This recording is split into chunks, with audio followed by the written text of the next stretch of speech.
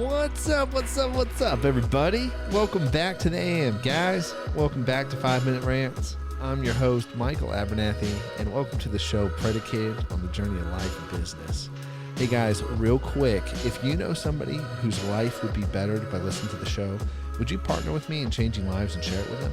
I appreciate it. Well, today, I actually wanted to talk about self-control, and I actually think having self-control is one of the most important aspects in life and skill sets in life, because if you are not going to be able to exhibit self-control in any given situation, it means that you're not going to be able to make good decisions. You're not going to be able to take appropriate actions.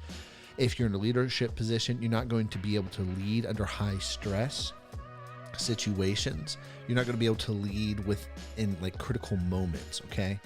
And it's very easy to seem like you have self-control when things are easy, but self-control really matters most when you're either in an emotionally charged situation, right? It's emotional and stressful.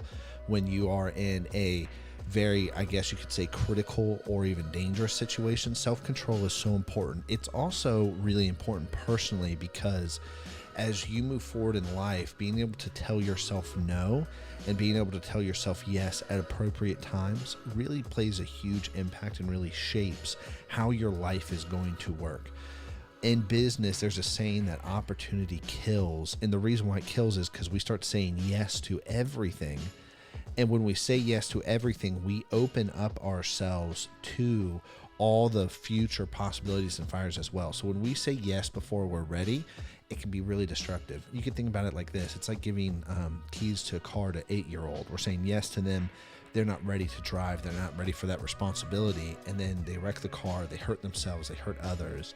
And that's why self-control is so important. It's self-control ties so much into patience and having the patience to wait and then to move when you're actually ready to move, especially in business and in leadership. It's very easy to want the next phase. It's very easy to want the next big thing. It's very easy to want those things. And then having that ability to tell yourself no is so important. Having that ability to say no and then to delay that gratification is so important. One of the keys to actually having self-control is to actually be, what do you call it? It's like emotionally intelligence. You have emotional intelligence to where you're able to identify, oh, I'm making emotional decisions right now versus logical and factual decisions. I would say that is one of the biggest keys to having self-control, because you can stop and look at yourself and go, how am I actually observing this situation? And then how am I actually processing the information I'm getting? Is it going through an emotional process? Is it going through an emotional outlet? Or is it actually being processed logically? And the thing about short-term thinking is normally very emotional based. And lack of self-control often comes in when we are emotionally based. And I'm not saying that emotions aren't important or valid. They are. But when we become led by emotions and our decisions become emotionally based decisions and our faculties are now run by emotions, then at that point, everything in life is able to dictate what we're doing, right? Because you're going to walk into different situations you don't like, but they may be good for you, right? It's not always pleasant to do push-ups after you've already done a crap ton of push-ups. It hurts, but it's probably still good for you. It's not always nice to just eat broccoli and chicken when you don't want to, and when you want pizza and it doesn't feel good. Notice the words feel, but it's probably good for you. And so emotional decisions, just because they feel good, don't always mean they're good. And that's part of the self-control aspect, is being able to say no to what you're feeling, being able to step back, and then being able to look at yourself and say, no, this is what's best, and this is the logical path forward.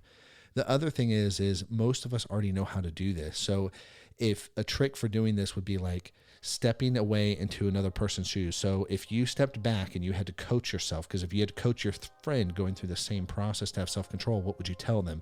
You already know the answer to that. It's most likely, do we want to do it now? And often we use the words I can't, or I don't know how, or how do we do it, for a replacement for I really don't want to do this.